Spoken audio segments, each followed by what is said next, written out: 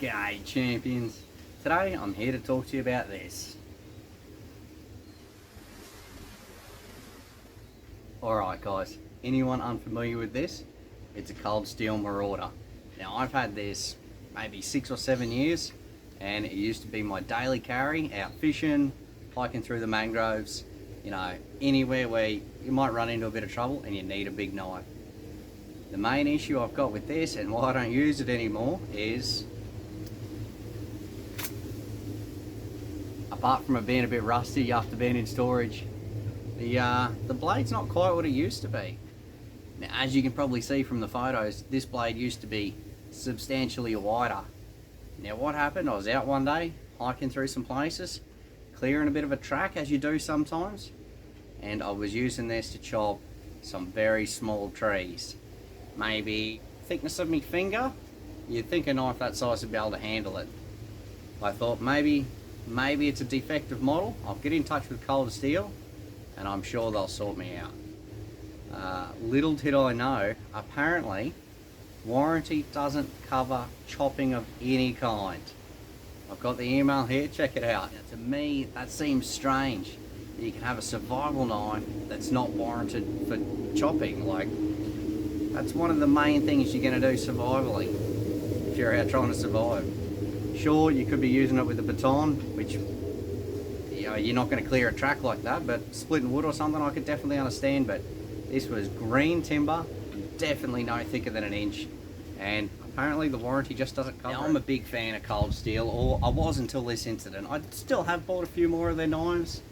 They're pretty good bang for buck, but take it with a pinch of salt. The warranty's not really. But it does lead me to believe that Cold Steel, especially some of this couple $100 range or even cheaper, may just be a little bit gimmicky, a little bit sit on the shelf, don't actually use it, because in a survival situation this knife certainly didn't hold up.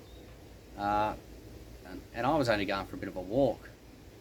If you were out there probably trying to survive, you'd be in a lot of trouble with a knife like this. If that's the kind of thing, if that's the kind of warranty that they come with and they're not expected to be able to chop, why make a big knife like this if it can't chop anything, if it's not supposed to chop?